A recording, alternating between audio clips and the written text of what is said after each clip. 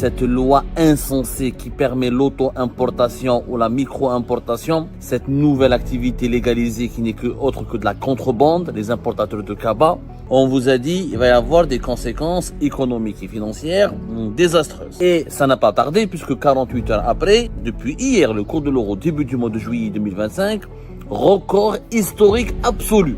1 euro plus de 262 dinars. C'est un record. Eh ben, on se dirigera vers une explosion du cours de l'euro qui certainement va dépasser la barre des 301 euros 300 dinars dans les semaines à venir, même pas dans les mois à venir. Qui sont ces compatriotes qui pourront mobiliser chaque mois entre 12 000 et 24 000 euros pour aller importer des marchandises depuis l'étranger? Qu'on aide les Algériens qui peuvent avoir 12 000 à 24 000 euros. C'est une ultra minorité. Le décret, il dit qu'il faut pas être chômeur, il faut pas être employé, il faut pas bénéficier de l'allocation de chômage. Mais je comprends pas. Donnez-moi un pays au monde où un chômeur peut ramener 12 000 euros par mois ou 24 000 euros par mois. Donc c'est pas un chômeur, ni j'y vais à 12 000 euros. Donc qu'est-ce qui va se passer? Nous allons créer une nouvelle filiale de blanchiment d'argent. Il y aura les réseaux mafieux, les réseaux de la drogue. Et je pense que c'est ça le but des dirigeants algériens. Et vous allez voir qu'à cause de ces genres de lois totalement absurdes et irrationnelles, notre pays sera catalogué par les organismes internationaux et les grands pays civilisés comme étant un pays, une source de blanchiment d'argent. Nous l'avons prévu et nous vous avions prévenu. Et les dirigeants algériens, on les avait prévenus. On leur a dit cette loi insensée qui permet l'auto-importation ou la micro-importation, les nouveaux termes inventés, les nouveaux concepts inventés par les dirigeants algériens pour qualifier cette nouvelle activité légalisée qui n'est que autre que de la contrebande, les importateurs de cabas. Rappelez-vous, on en a parlé de cela 48 heures. On vous a dit il va y avoir des conséquences économiques et financières désastreuses. Et ça n'a pas tardé puisque 48 heures après, le cours de l'euro, 24 heures depuis hier, le cours de l'euro début du mois de juillet 2025, record historique absolu qui n'a jamais été égalé. 1 dinar, 1 euro, pardonnez-moi, vaut maintenant plus de 262 dinars. 1 euro, plus de 262 dinars. C'est un record. C'est le plafond historique. Mais bref, et à ce rythme-là, je ne suis pas le seul à le dire, beaucoup d'experts, d'économistes et d'observateurs de la situation du marché économique en Algérie, notamment du marché des devises, s'attendent, si cette loi, c'est ce fameux décret numéro 25-170 du 28 juin 2025, signé par le Premier ministre Nader Al-Arbaoui, qui va entrer dans l'histoire comme étant le premier dirigeant politique du monde qui signe une loi qui légalise la contrebande. Si ce décret, si ce dispositif n'est pas revu, n'est pas amélioré, n'est pas changé, eh ben, on se dirigera vers une explosion du cours de l'euro qui certainement va dépasser la barre des 301 euros 300 dinars dans les semaines à venir, même pas dans les mois à venir. Pour une raison très simple, c'est que ces importateurs du cabas, que les autorités algériennes appellent aujourd'hui micro-importateurs ou auto-importateurs, ils ont besoin de devises pour aller importer leurs marchandises et les revendre et les commercialiser sur le marché local. Les devises, ils les ramèneront d'où? Du marché noir. C'est pas l'État. Ce décret était très très clair, très précis. Ces auto-importateurs sont contraints d'ouvrir un compte en devises au niveau de la BEA, de la Banque extérieure d'Algérie, et ils devront l'alimenter eux-mêmes. Ça veut dire qu'ils ont le droit pour 2 fois par mois d'aller ramener des marchandises de l'équivalent de 12 000 euros, 2 fois par mois pour chaque voyage. Ça signifie qu'il faut dans les équivalents de 24 000 euros. Sauf que l'État algérien, les dirigeants algériens, comme ils sont pas malins, comme ils sont très médiocres, eux, quand ils font des lois, ils calculent selon le taux de change officiel.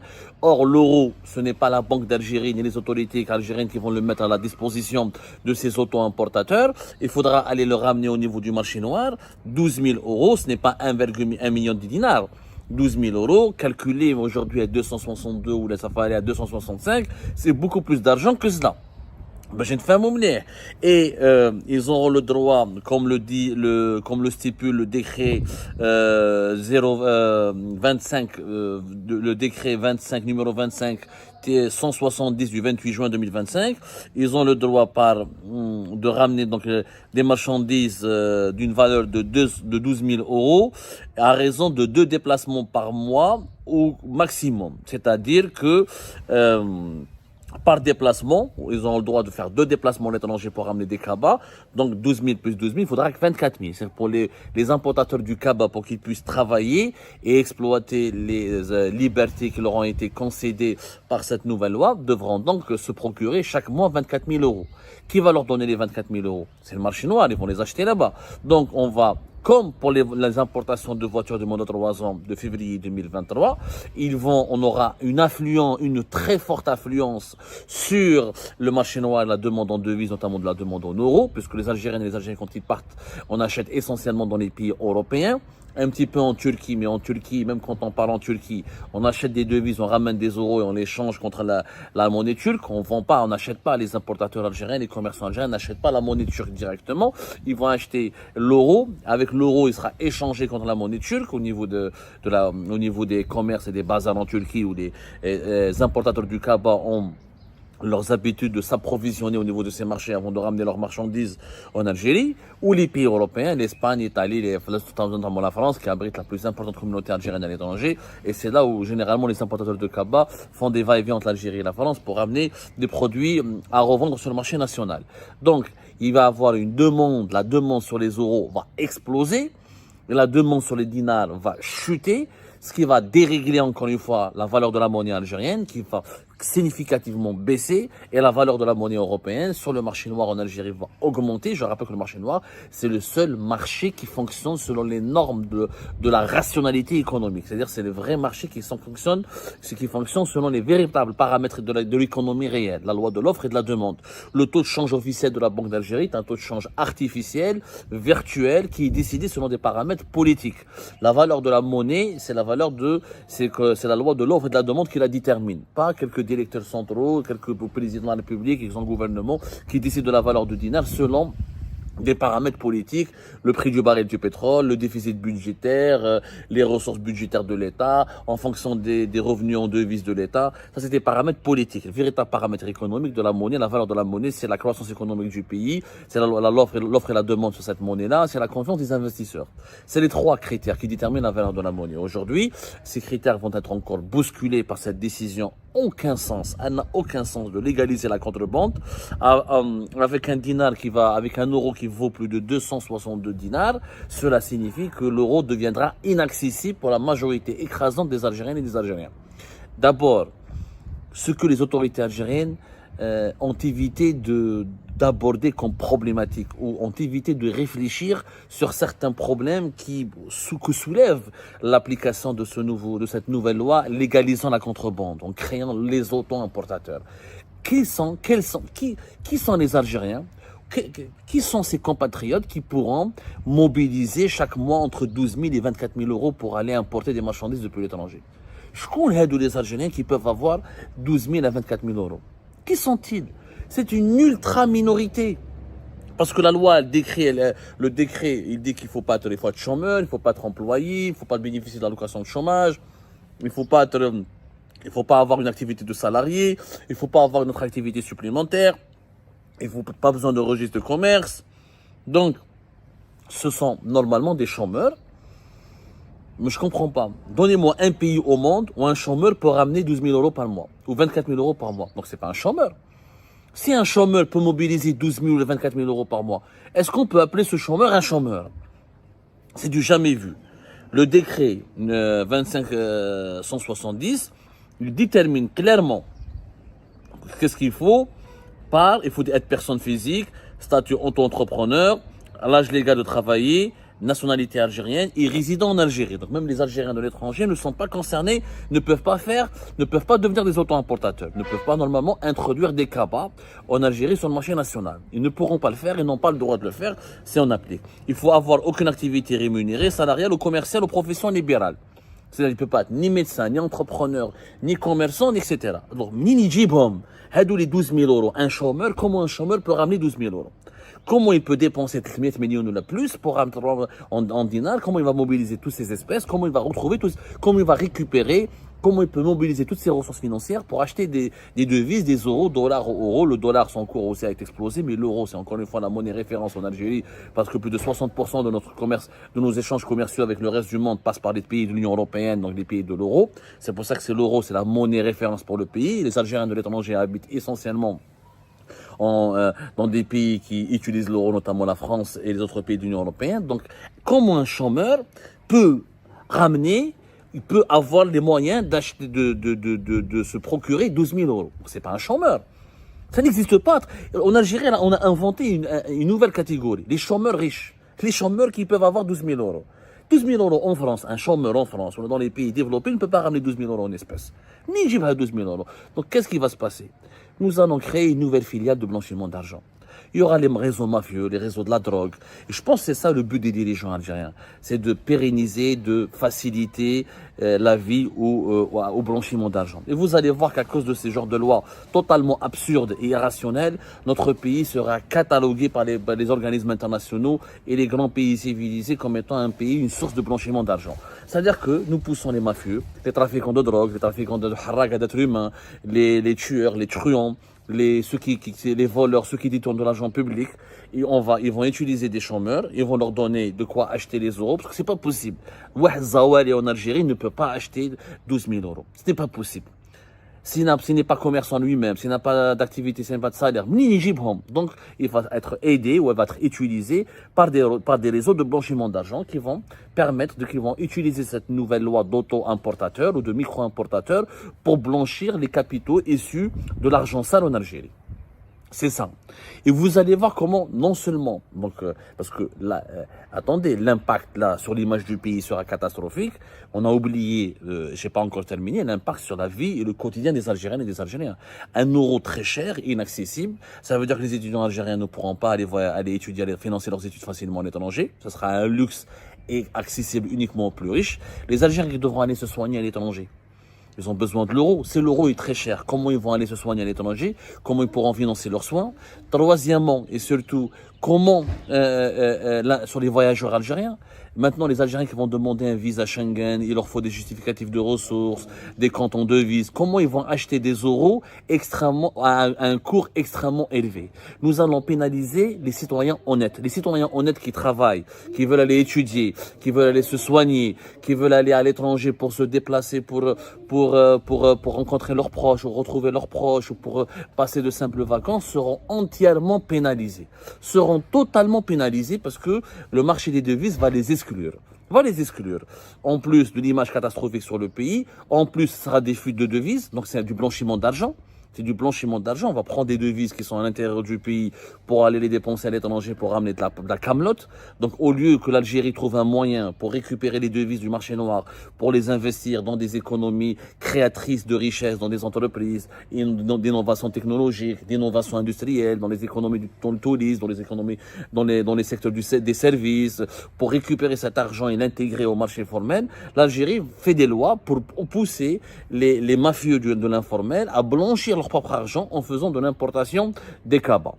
C'est une catastrophe. Vous allez voir, comme pour l'importation des véhicules de moins de 3 ans, qui a été lancé en février 2023 et qui a été arrêté brutalement à partir de octobre 2024 parce que le cours de l'euro a explosé et qu'il y avait une tension sur le marché des devises. Le gouvernement algérien va finir par bloquer cette loi de l'importation des cabas. Les auto-importateurs vont pouvoir travailler à peine une année, même pas une année, parce que cette décision est encore pire que celle de l'importation des véhicules de moins de 3 ans. L'euro va encore, déjà, le dinar, il est en chute libre. Cette loi tout simplement idiote et inimaginable sur le plan du bon sens économique va aggraver la chute et la dégringolade de la monnaie algérienne. Et dans quelques mois, vous allez voir, on se donne rendez-vous d'ici la fin de l'année 2025 que le gouvernement algérien va stopper. Il va limiter, il va mettre un frein, il va laisser quelques milliers d'importateurs qu'il va sélectionner, il va permettre à ces réseaux du blanchiment d'argent de travailler, de voler et de détourner l'argent qui est volé dans le pays en les convertissant en devises et en faisant, par exemple, en faisant croire qu'ils vont ramener des marchandises depuis l'étranger. Et à la fin, il va bloquer. C'est juste un mécanisme de blanchiment d'argent, de l'argent qui est volé. C'est simple. D'ailleurs, la preuve. Un chômeur Personne n'a expliqué comment on va justifier, comment un chômeur va ramener 12 000 euros. Là, dans toutes les banques du monde, dans tous les pays civilisés, structurés, ratés les pays voyous, les pays délinquants, les pays en guerre, quand quelqu'un rentre dans une banque, il ramène 12 000 euros avec lui dans une malle. On lui demande de les justifier. Comment il va les justifier, ce gars-là? Ce ne sera pas possible, il est chômeur. Il ne travaille pas. Il n'a pas de commerce, il n'a pas de registre de commerce. Il va dire quoi à la banque? Moi, je viens bénéficier de la loi sur les auto-importateurs, de l'importation de cabas. Et منين جبتهم 12 000 euros? من أين لك هذا? C'est du blanchiment d'argent. Ça n'existe nulle part au monde, sauf dans les pays paradis fiscaux, les pays gérés par les mafias. Premièrement. Deuxièmement, qu'est-ce qui nous garantit que celui qui va prendre 12 000 euros pour aller importer des cabas va acheter vraiment l'équivalent de 12 000 euros? Qu'est-ce qui nous garantit qu'il va acheter l'équivalent de 12 000 euros? Imaginez, c'est un mécanisme très simple de transfert illicite de devises. Je prends 12 000 euros, je les mets dans une banque de la BEA, je récupère cet argent, je dis aux douaniers algériens que je suis un auto-importateur, j'ai ma carte d'auto-importateur, de micro-importateur, je prends les 12 000 euros avec moi à l'étranger. D'ailleurs, je les dépense, j'achète uniquement l'équivalent de 6 000 euros de marchandises et je surfacture, je crée des factures, je ne sais même pas s'il y a un contrôle, les douaniers ne vont pas contrôler parce que les douaniers, normalement, ils sont censés contrôler, on ne sait pas comment ça sera le contrôle au niveau des ports et des aéroports algériens. Est-ce qu'il y aura des guichets spécialement pour les auto-importateurs? Est-ce qu'il y aura des points de contrôle uniquement pour les micro-importateurs? On ne sait pas. Et je donne des fausses factures, comme quoi ce que j'ai acheté, ça m'a coûté 10 000, 12 000 euros. Et le reste, 6 000 euros, sont cachés à l'étranger. Je les cache à l'étranger. Si tu transfères illicite de devises, ce que Ali Haddad, ou Tahkout, ou les oligarques algériens n'auraient jamais pu faire, la nouvelle Algérie de Tebboune l'a légalisé. Le transfert illicite de devises. D'abord, est-ce qu'il va les prendre en espèces, les 12 000 euros pour aller à l'étranger? Est-ce qu'il va les prendre avec, comment il va payer la marchandise qu'il a à l'étranger? Dans la majorité des pays du monde, tu ne peux pas entrer dans un pays avec plus de 10 000 euros. Si tu dépasses la seuil de 10 000 euros, de 2 000 $, il faut justifier. Donc nous, en Algérie, on donne le droit aux importateurs cabas ou aux auto-importateurs, on leur donne la possibilité de sortir du pays avec 12 000 euros. Est-ce qu'ils vont sortir avec une carte bancaire? Il va payer avec une carte bancaire. Il va utiliser une carte bancaire Visa, ta BEA, pour payer à l'étranger. Donc certainement, il va prendre des espèces. Mais en France, en Espagne, sauf si c'est la Turquie, je pense que c'est la filiale turque, parce que les Turcs peuvent fermer les yeux. Mais dans tous les pays structurés et qui luttent contre le blanchiment d'argent, tu ne peux pas rentrer dans un pays avec plus de 10 000 euros. Il faut des justificatifs. Donc, c'est une loi de pure pratique mafieuse. C'est tout simplement, je n'arrive pas à y croire, et on va l'expliquer qui est à l'origine de cette loi, on va raconter son histoire, on va faire des révélations plus tard, mais c'est la loi la plus mafieuse du monde. Sur le plan économique. Encouragement et légalisation de la contrebande. Encouragement, légalisation du blanchiment d'argent. Encouragement, légalisation de transfert illicite de devises. Encouragement et légalisation de la destruction de la valeur de la monnaie nationale. Encouragement et légalisation de la concurrence déloyale. Et donc moi, je ramène un cabas de produits étrangers. Pourquoi voulez-vous que les investisseurs étrangers viennent fabriquer des pulls, des baskets ou des lunettes ou des produits cosmétiques? Les importateurs d'Al-Kaba, les contrebandiers ont été légalisés. Avec une carte d'auto-importateur, il peut aller à l'étranger et ramener tous les produits de qualité. Donc c'est pas la peine d'investir en Algérie. On va créer plus de chômage, moins d'investissement et les marques internationales et les investisseurs internationaux ne viendront pas dans notre pays. Et ben voilà, c'est la fin de cette vidéo. Je vous remercie toutes et tous, comme d'habitude, pour avoir suivi la vidéo jusqu'à la fin. N'oubliez pas de nous laisser vos commentaires et vos réactions sur le sujet de cette vidéo et de partager le contenu si ça vous intéresse. Et je tiens toujours à remercier nos abonnés et les personnes qui réagissent de façon régulière sur nos vidéos et qui nous suivent et qui nous laissent des commentaires. Donc merci beaucoup pour votre dynamisme et pour votre sens de partage et de discussion. Donc voilà, sans vous, ce contenu n'a pas vraiment de valeur sans cette communauté qui ne cesse de s'accroître. Donc merci beaucoup et à la prochaine dans une nouvelle vidéo. Au revoir.